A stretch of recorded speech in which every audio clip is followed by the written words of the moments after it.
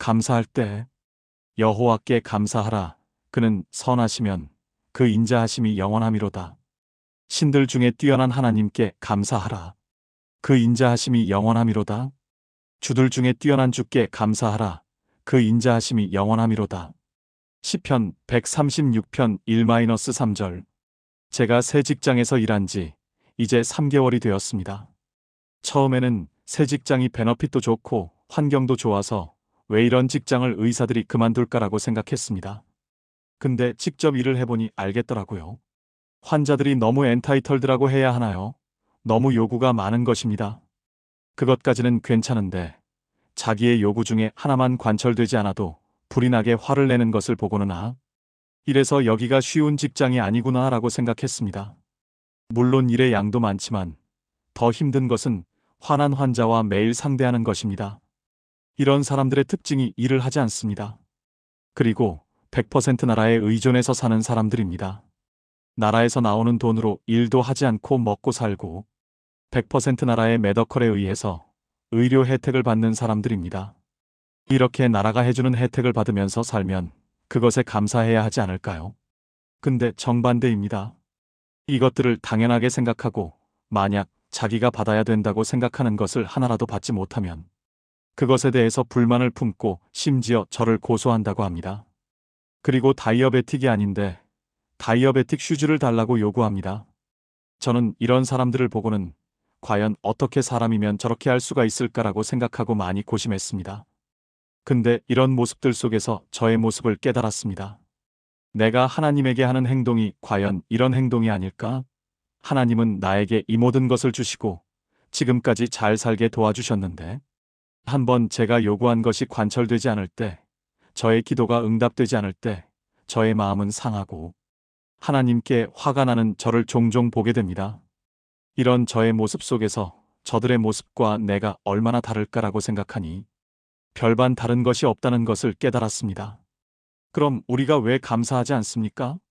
우리는 때론 내 형편과 상황이 좋아져야지 감사할 수 있다고 생각하지 않습니까? 또는 내 기도가 응답되어야지만 감사합니다라고 생각하지 않습니까? 근데 진정한 감사는 어디서 나와야 됩니까? 그것은 영원히 죽을 수밖에 없는 우리를 예수님의 죽음으로, 죽음에서 영원한 생명으로 옮겨주셨기 때문에 감사해야 합니다. 이 세상에서도 지금까지 이렇게 잘 살 수 있게 해주셨고, 그리고 죽어서 우리는 천국에서 영원히 예수님과 함께 있을 수 있고 지옥에 가지 않아서 감사할 수 있는 것입니다. 그럼에도 불구하고 우리는 감사가 잘 되지 않습니다. 왜 그럴까요? 이런 말이 있습니다. 하루를 행복하려면 이발을 하고, 사흘을 행복하려면 마려주면 자동차를 사고, 일주일 행복하려면 여행을 하고, 3년을 행복하려면 결혼을 하고, 평생 행복하려면 참된 친구를 사귀라. 이것이 무엇을 의미할까요? 그만큼 우리의 마음이 어떤 좋은 것이 주어져도 그것에 대해서 묻어지고 감사함을 잃어버리고 그리고 당연하게 받아들인다는 것입니다. 또 우리는 간혹 우리 마음에 두려움이 쌓이고 불평이 쌓이는 것을 느낄 때가 있습니다. 그러면 우리 마음에서 어떠한 감사도 찾을 수가 없습니다. 그리고 이러한 상태가 계속 유지되면요, 우리는 반드시 마음으로든 행동으로든 죄를 짓게 되어 있습니다. 제가 그렇습니다. 마음이 평온할 때는 감사가 잘 나옵니다.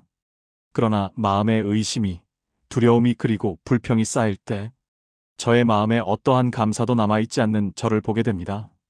잠언 4장 23절 말씀을 잠깐 찾겠습니다. 무릇 지킬 만한 것보다 더욱 내 마음을 지켜라. 생명의 근원이 이에서 남이라. 생명의 근원이 우리의 마음에 있다는 것입니다. 우리가 보통 몸이 아프거나 모든 것이 하기 싫고 무너질 때 보통 우리의 마음이 먼저 무너져 있는 것을 보게 됩니다. 마음이 가는 대로 몸이 따르기 때문입니다. 그렇듯 우리의 마음이 무너지면 모든 것이 무너지기 때문에 우리의 영혼 또한 생명을 잃어버릴 수도 있음을 경고하는 성경의 말씀입니다. 그렇습니다. 감사가 되지 않을 때는 우리는 우리의 영혼의 어딘가가 잘못되어 있다는 것을 알아야 합니다. 이것은 하나님의 문제가 아니라 우리의 문제이기 때문입니다. 우리가 감사가 되지 않을 때는 우리는 주로 내게 주어진 것이 아니라 내게 없는 것 또는 잃어버린 것에 집중하는 경향이 있습니다. 우리가 하나님에게 받은 것을 너무나 많은데 우리가 잃어버린 것 한두 가지에 집중하면 감사가 나오지 않습니다. 그리고 이러한 것은 보통 우리가 깨닫지 못하거나 무지해서 감사가 나오지 않습니다. 이 세상에 너무나 많은 행성이 있습니다. 그러나 인간이 살 수 있는 행성은 오롯이 지구 하나입니다. 어떻게 하나님이 정확하게 질소는 약 78%, 산소는 약 21%를 차지하며 나머지 1%는 아르곤, 이산화탄소 등 다른 기체들이 차지하게 하셔서 우리가 호흡하고 살게 만들어 놓을 수가 있나요? 여기서 몇 퍼센트만 변해도 산소 농도가 낮아지면 우리는 호흡을 하기가 힘들게 됩니다. 또 산소 농도가 높아지면 불이 잘 나게 되고 모든 기계들을 불나지 않게끔 다시 만들어져야 합니다. 또 산소를 너무 많이 호흡하게 되면 산소 중독에 걸려 목숨이 위험해질 수 있습니다. 그렇기에 하나님은 이렇게 정확하게 산소의 농도가 유지되게끔 만들어 놓으셨습니다. 그러나 우리는 이러한 것을 모르고 살거나 아님 잊고 살아갑니다. 세상에서 일어나는 많은 현상들이 어떻게 일어나고 있는지 인간은 다 알지 못합니다. 우리가 가지고 있는 뇌에 대해서 인간은 아주 조그만 부분만 이해하고 있습니다. 그리고 또 인간은 우리가 가지고 있는 뇌의 10%만 사용하고 있는 것으로 알려졌습니다. 이러한 우리가 마치 모든 것을 알고 있는 것처럼 행동하면서 교만해졌기에 우리는 감사하지 못하는 것입니다. 교만한 사람들은 감사할 수 없습니다. 자기의 교만이 감사할 내용을 찾지 못하게 하기 때문입니다. 교만한 사람의 특징이 불만입니다. 그리고 이러한 교만한 사람들은 항상 자기 합리화하는 삶을 살게 됩니다. 그리고 우리는 특히 크리스찬들에겐 감사가 나오진 않는 이유는 우리가 첫사랑을 잃어버렸기 때문입니다. 제가 처음으로 하나님을 만났을 때 너무나 감사했습니다. 밖에 나가보면 나무도 구름도 모든 것이 새롭게 보였고 즐거웠습니다. 그런 삶이 아마 6개월을 갔던 것 같습니다. 근데 지금의 저는 그때의 감사와 행복을 잃어버리고 이것이 당연한 것으로 여기는 삶을 살고 있는 저를 종종 보게 됩니다. 우리가 만약 그 첫 마음을 기억하고 살 수 있다면 우리의 삶에서 감사가 떠나지 않을 것입니다. 우리의 마음 속에는 항상 더 좋은 것을 갈구하는 마음이 있습니다. 그래서 인간은 그런 마음 때문에 열심히 살고 노력하는 이유가 될 수 있습니다. 그러나 감사한 마음을 잃어버리고 오롯이 더 많은 것을 요구하는 것은 탐욕이 될 수 있고 그것은 성경에서 말하는 죄가 될 수 있습니다. 그리고 이러한 탐욕과 욕심은 마치 밑 빠진 독에 물을 붓는 것과 같습니다. 가령 우리에게 몇 천억이 갑자기 생겼다면 어떨 것 같습니까? 그런 돈을 가지고도 열심히 살려고 하루하루 열심히 일하는 사람은 별로 없을 것입니다. 근데 세상의 부자들은 이보다 더 많은 돈을 가지고도 더 많이 벌기 위해서 열심히 살아갑니다. 그 이유가 아무리 많은 돈은 가져도 그것에 만족이 없고 더 갖고 싶은 마음이 생기기 때문입니다. 특히나 우리 크리스찬들은 어떠한 상황에서도 감사할 수 있어야 합니다. 우리의 믿음이 우리가 감사할 수 있게 할 수 있는 근본이 되어야 하기 때문입니다. 어떠한 상황에서도 성경에서 말하는 모든 것이 합력해서 선을 이루시는 하나님에 대한 신뢰, 그리고 믿음이 있는 사람은 그 순간을 감사할 수 있기 때문입니다. 바울은 바울 서신에서 감옥에 갇혔을 때도 항상 감사하라고 교회에 독려했습니다. 데살로니가전서 5장 16절에서 항상 기뻐하라. 쉬지 말고 기도하라. 범사에 감사하라. 이는 그리스도 예수 안에서 너희를 향하신 하나님의 뜻이니라. 한 구절을 더 찾아보겠습니다. 빌립보서 4장 6절에서 사도 바울은 아무것도 염려하지 말고 오직 모든 일에 기도와 간구로 너희 구할 것을 감사함으로 하나님께 아뢰라. 7그리하면 모든 지각에 뛰어난 하나님의 평강이 그리스도 예수 안에서 너희 마음과 생각을 지키시리라. 저는 이 구절을 좋아합니다. 제가 말했듯이 우리는 마음을 지켜야지 생명을 지킬 수 있고 감사할 수 있습니다. 근데 이 구절에서 마음을 지킬 수 있는 방법을 얘기해 줍니다. 첫째는 염려하지 말라. 둘째는 모든 일에 기도와 간구로 하라. 셋째는 너의 구할 것을 감사함으로 하나님께 아뢰라. 이렇게 하면 하나님의 성령이 그리스도 예수 안에서 나의 마음과 생각을 지키시리라라고 말합니다.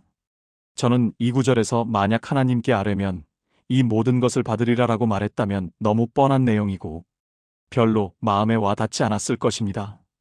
근데 이 구절은 마음을 생각을 지킬 수 있다고 말합니다. 그렇기에 우리는 항상 감사해야 하는 다른 이유이기도 합니다. 그렇기에 우리는 그 사람의 신앙이 얼마나 깊은지를 보려면 얼마나 감사하는 사람인지를 보면 됩니다. 감사가 우리의 신앙의 바로 미터가 될 수 있기 때문입니다. 만약 우리가 갑자기 차 사고가 나서 다리를 부러뜨렸다고 가정해 봅시다. 우리는 두 가지의 반응이 할 수 있습니다. 첫째는 왜 일어난 불행이 나에게 왔는지, 또 앞으로 나는 어떻게 일하고 살아갈 수 있는지를 불평하고 괴로워할 수 있습니다. 반대로 우리는 정말 더 많이 다치지 않게 하나님이 보호하신 것에 감사하며 다행이다라고 생각할 수 있습니다. 여러분은 어떠한 것을 선택하시고 싶으십니까? 우리가 불평하고 괴로워하면 우리의 마음에 불평과 불만만이 쌓이고 그것은 우리를 하나님으로부터 멀어지게 합니다. 그리고 이것이 지속되면 결국 우리는 하나님을 떠나서 우리의 영혼의 생명을 잃어버리고 말 것입니다. 감사하는 삶이란 결국 우리의 영혼을 생명을 지키는 삶입니다. 우리가 가진 것에 대해서 당연하게 여기지 않고 하나님께 감사하는 삶을 살 수 있다면 우리의 신앙생활도 잘 해나갈 수 있을 것입니다. 말씀을 맺겠습니다. 우리는 간혹 우리가 처한 상황과 환경 속에서 감사를 잃고 살아갈 때가 많습니다. 그러나 이러한 감사하는 삶은 우리 기독교인에게 필수적인 요소입니다. 감사하지 않는 것은 하나님이 우리의 삶을 이끄신다는 것을 인정하지 않는 삶인 것입니다. 모든 것이 합력해서 선을 이루시는 하나님을 믿는다면 우리는 어떠한 상황에서도 감사할 수 있어야 합니다. 그리고 우리가 우리의 삶에서 감사를 잃어버렸을 때 우리는 우리 영혼에 문제가 있음을 직감해야 합니다. 감사는 우리가 우리의 영혼과 마음을 지킬 수 있는 요소가 될 수 있기 때문입니다. 항상 우리는 모든 것을 당연하게 여기지 않고 하나님께 감사하는 삶으로 우리의 마음과 영혼을 지키시는 성도분들이 되기를 진심으로 기도합니다.